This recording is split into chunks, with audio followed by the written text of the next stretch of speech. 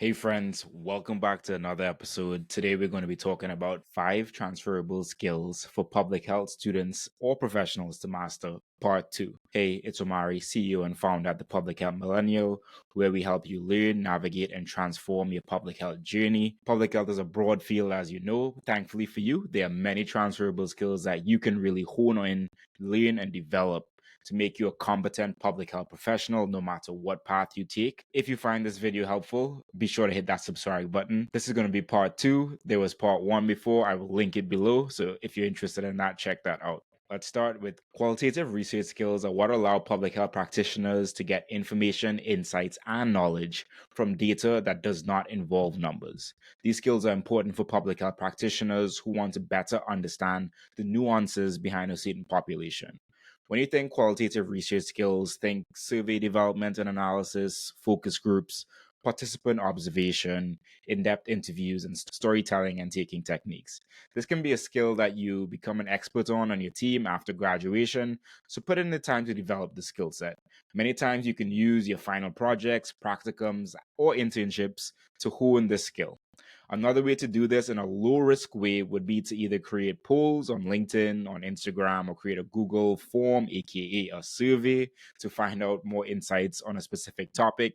And you can share that on Instagram or LinkedIn just to get more information. And if you want to take it the next step, just share that information out somewhere else to share, hey, this is what I collected, this is the qualitative analysis that I did, and this is the information that I'm providing to you all on the topic that I got the data on.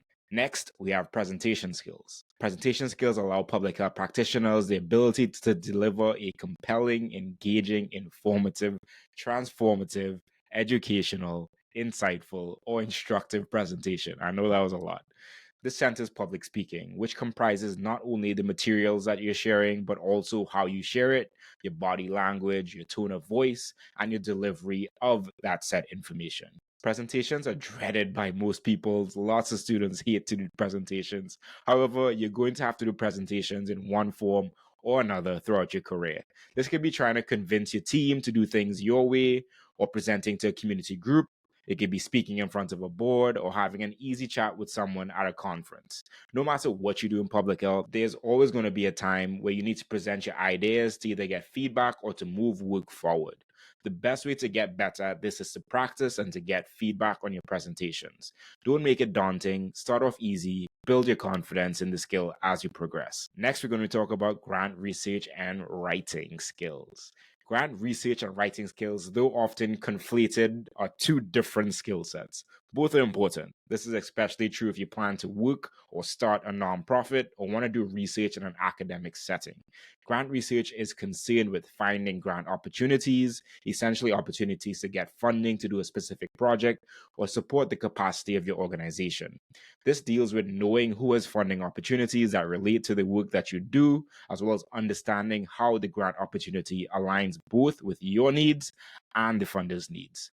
There are grants from federal, state, local governments, also from private, public, community, and family foundations, as well as corporate grants. There are probably some other grants that I left out there, but this is why you need to do grant research to realize just how wide of a scope they are and the different amount of funding opportunities that you can get. Grant writing, on the other hand, is used to actually write the grant opportunity you found.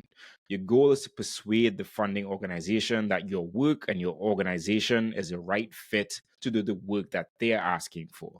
Grants can be tens of pages like federal grants, or they may just be a short few questions when it comes to certain foundations. Regardless, grant writing skills allow you to show with data, a narrative, and a budget how your work would be effective at meeting a specific goal. So be sure to look out for ways that you could develop both your grant research and your grant writing skill sets. Next, we're going to talk about critical thinking. Critical thinking is the ability to analyze data, facts, and narratives objectively to form a conclusive judgment.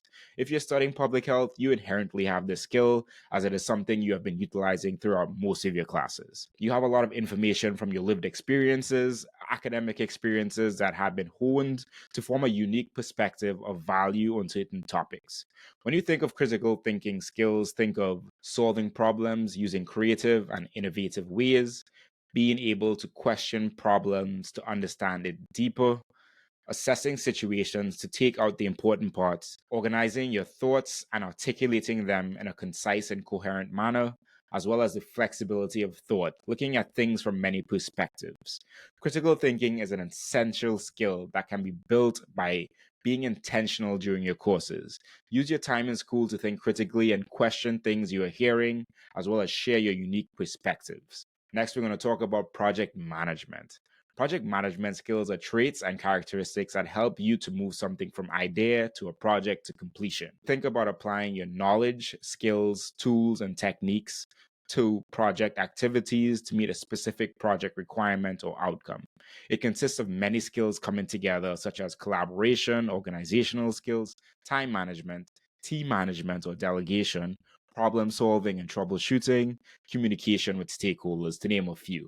This is a skill that can be somewhat hard to get during school. However, you can use your class projects and other assignments as a smaller form of project management skills. Take on opportunities while you're in school to gain some better understanding of project management skills. This can be really invaluable as you enter the career workforce. You can also gain this skill by taking LinkedIn courses or other courses to strengthen your understanding and how you can manage projects and do this work at a higher level. There are also certificates like the Project Management Professional or PMP, but these are reserved for more professionals in the workforce. If you're an early career professional, I will look into the CAPM, which is Certified Associate in Project Management, which is really catered towards early professionals, as well as there are many ways that you can gain this skill from looking on LinkedIn and other course sites to just build out this skill set. So in summary, start to develop your transferable skills now so that you can benefit from them no matter where you decide to go in your career. Leverage your skills and experiences for career success.